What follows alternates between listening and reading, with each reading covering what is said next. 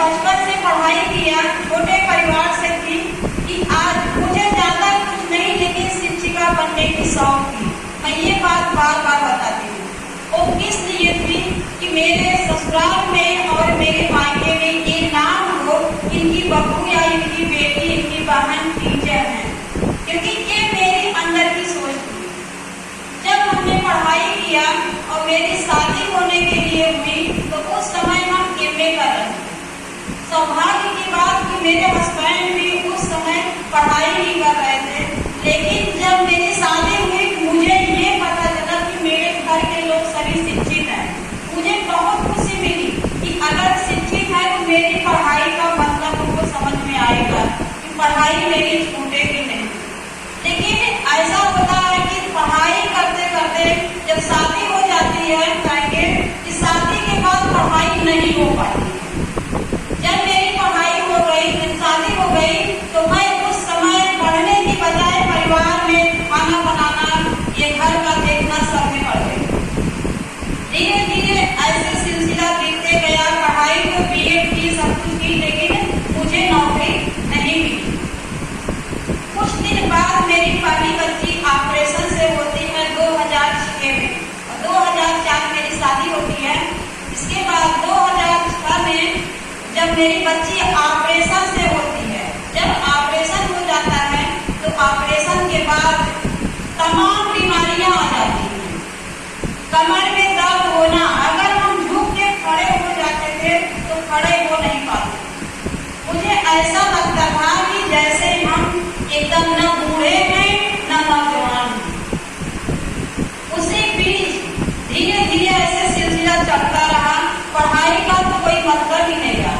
लेकिन जब मेरे हस्बैंड को नौकरी मिलती है, वो शिक्षक बनते हैं, तो भी मुझे खुशी होती है। लेकिन मुझे ये खुशी नहीं थी कि मैं नहीं शिक्षिका बन पा रही।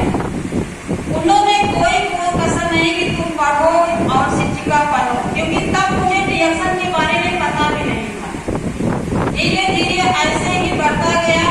फिर मेरी दूसरी बेटी ऑपरेशन से होती है। ऑपरेशन के बाद एकदम समस्या की समस्या आ गई। फिर हम चले जाते हैं धीरे धीरे, मतलब घर से ससुराल से मायके गए, मायके से ससुराल। फिर वहां से आने के बाद ये बोलते हैं कि अब तुम चलो, बधाई मिलेगी। तो इन्होंने वहां मुझे ले गए। वहां जाने के बाद मेरे हस्बैंड को कुछ दिन बाद बीपी की समस्या हो गई, और समस्या होने के बाद मतलब उनका बहुत ज्यादा दिक्कत हो गई। वहां से मैं लखनऊ लेकर के आई, और लखनऊ में दिखाने के बाद डॉक्टर ने 1 महीने की दवा दिया, और दवा जब वो लिए, लेने के बाद फिर वापस गए। फिर दूसरी बार जब दिखाने आए तो वहां उनको ये बताया गया कि आपको दवा आजीवन लेना पड़ेगा। उसी समय मेरे हस्बैंड डॉक्टर से यही बात किए, साथ में मैं भी हूँ, कि अगर मैं दवा लेता हूँ तो क्या इसका कोई दुष्प्रभाव है, इसका कोई साइड इफेक्ट है? डॉक्टर ने साफ शब्दों में कह दिया कि हाँ, इसका साइड इफेक्ट है। उसी बीच मैं धन्यवाद करूंगी अपने ग्रेट अपलाइन अनिल सर के लिए। उनके लिए जबरदस्त ताली होनी चाहिए। दवा के साथ अगर इसके बने प्रोडक्ट्स आप खाते हैं तो आपको सपोर्ट मिलेगा, आप स्वस्थ हो सकते हैं। इंसान जब बीमार होता है तब ये समझता है कि स्वास्थ्य क्या चीज होती है। उसके पहले कोई स्वास्थ्य को नहीं समझता, जब होगा तब देखा जाएगा।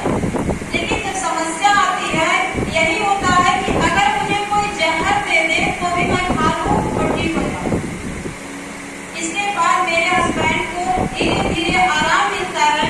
जब घर में गायनोडर्मा का प्रोडक्ट, जब हमारे घर में गायनोडर्मा से बना प्रोडक्ट आता है, मैं 21 लाख जड़ी बूटियों का राजा, इनके लिए जबरदस्त तारीफ होनी चाहिए।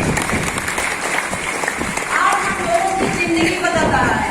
आज इसी के बने प्रोडक्ट से हमने भी यूज करना शुरू किया, मेरे हस्बैंड भी यूज करना, मेरी दोनों बच्चियां शुरू की।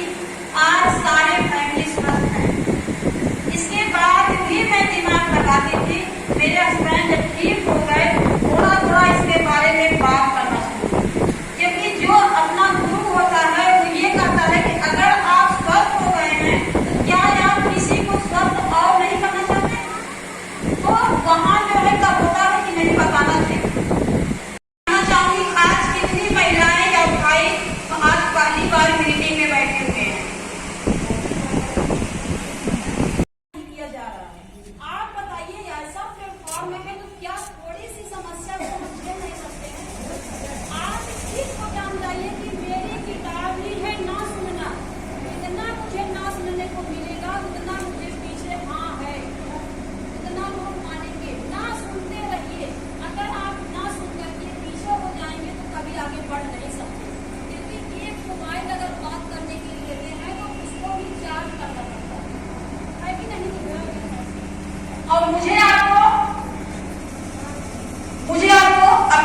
लाइन से मिल